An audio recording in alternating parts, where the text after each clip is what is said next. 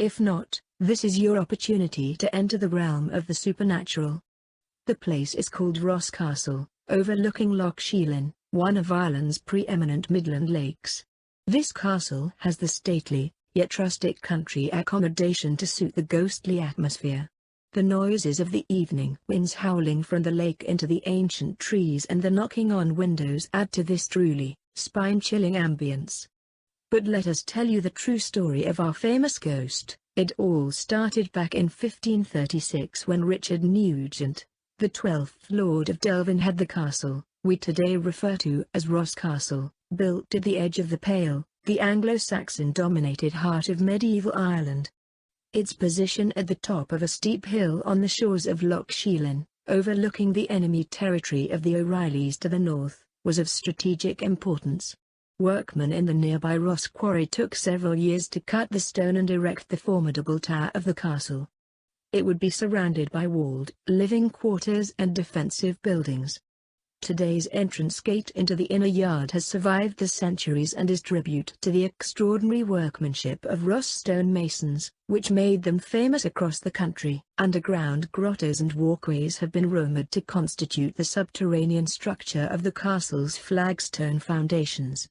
Image from AlliesWaxStreetEller.com. Richard Nugent, called the Black Baron, was of bad repute. He was hard on his people, ill-tempered and said to possess a mean streak, thus his nickname.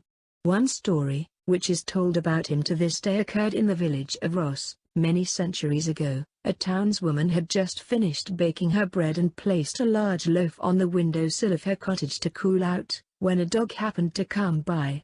Surely surprised about such an easy meal, the dog grabbed the bread and made off with it. No sooner had this happened, than the woman realized the missing loaf and yelled out through the open window, "Thief! Thief!" Upon which the puzzled dog dropped the bread and ran for cover. Now it occurred that soon after a beggar was passing through the village. He was tired and decided to take a rest under a nearby tree to have a snooze. That day the Baron and his entourage were out for a hunt along the lake, when he heard the story about the bread thief.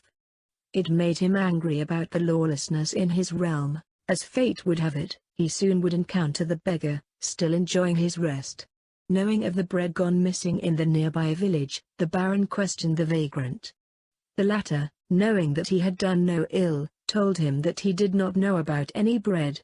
The Baron flew into a rage about being lied to so blatantly, accusing the beggar of stealing the bread. The poor vagrant argued his case, but to no avail. There, on the spot, the Baron made his men prepare a gallows. As master of the land he possessed the right to pass judgment and to decide over life and death. The beggar was hanged right there and then. This was the nature of Richard Nugent, the Black Baron. Later, the townspeople found the missing bread. They planted a cross at the place where the gallows stood and where, after 500 years, it is remembered to this day. But let us get back to our ghost. The Black Baron had a daughter, Sabina. Although of ailing health, she grew up to be a beautiful, young woman. She spent much of her youth at the shores of Loch Sheelin, near Ross, in the charming scenery of the Irish countryside. Although the daughter of an English lord, extended walks brought her into contact with the local Irish. She was pleasant and well liked by the village folk. Commonly she would have a governess accompanying her, but now and then she would manage to get away without being watched. On one of these occasions she was walking down to the bridge across the Inny, which formed the border of her father's dominion. Down there she met a handsome young man with whom she started chatting. His name was Owen, son of an O'Reilly chieftain. Time suddenly flew, and upon parting they promised to meet again. More and more often they would meet in secrecy, since it was unprecedented for the daughter of an English lord to visit with the son of an Irish chieftain. They soon fell deeply in love for one another. Time passed, and the longer they waited the more the realization grew that they could never be together. They talked about getting married and spending their lives together. But their families were foes, waging war on one another time and time again. Owen and Sabina grew desperate. Their commitment to each other was stronger than their family quarrels and the politics their lives were embroiled in. Without any hope in sight, one day, they decided to elope.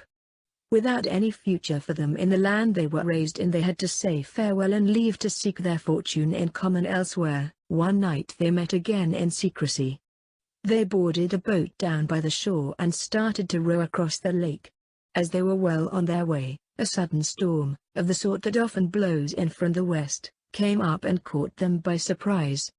They came off course, could not return, and struggled as the storm grew stronger. A gale and a sudden swell caught the boat and overturned it. While Sabina was rescued but did not wake up for 3 days, Orwin drowned, his body eventually being retrieved from the Loch Swet grave.